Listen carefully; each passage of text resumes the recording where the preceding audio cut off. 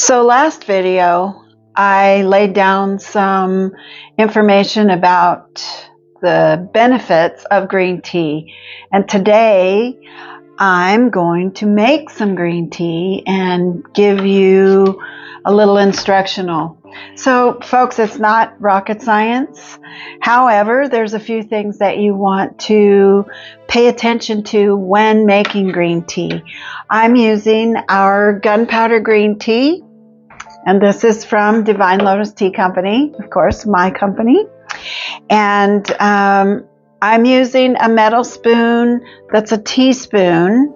And this is for your benefit today. And basically, I would not use metal normally.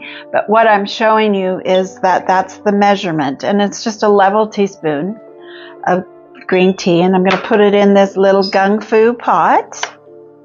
And this is the little pearls that are the Gunpowder green tea.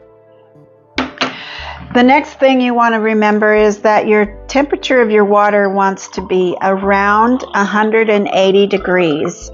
Now, if for some reason you end up letting your water go to boil, that's okay.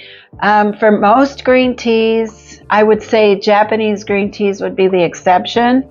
You would just let it set for maybe 3 minutes and it'll drop the temperature down and it'll be just fine.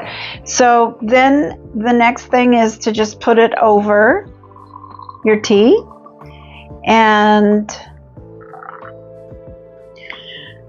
depending on how much tea you're making, if you're using a large pot, of course, you're going to want more tea than this. But for this small pot, a teaspoon, a level teaspoon is plenty.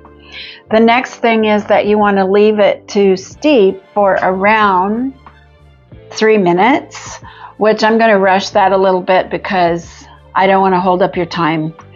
But 3 minutes is the general time that you want to use for infusing this particular green tea. Now, your Japanese greens or delicate greens, such as the ancient lotus, which is a very fine leaf, those teas you are going to go with 1 minute first and see how it is. And if it's not quite strong enough for your taste, then let it steep a little longer. But in general, less is more. And you let it go too long and it's going to get bitter. The same with the extra heat. If your temperature is too hot, if your water has boiled and you put it right on the tea, it's going to get bitter. Another tip is never use tap water. I'm promising you that if you use chlorinated water, green tea is going to taste like pond water. There's a strange chemical reaction that takes place. I don't use tap water for anything. I always filter our water for cooking soups or drinking or making tea. It's just a good practice to either filter your water or get some spring water. Okay? So here we are.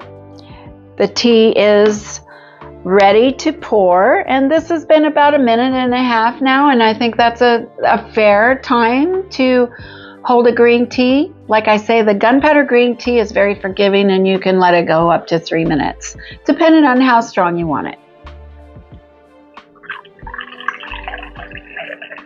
And with this pot, I'm going to pour out the whole thing, and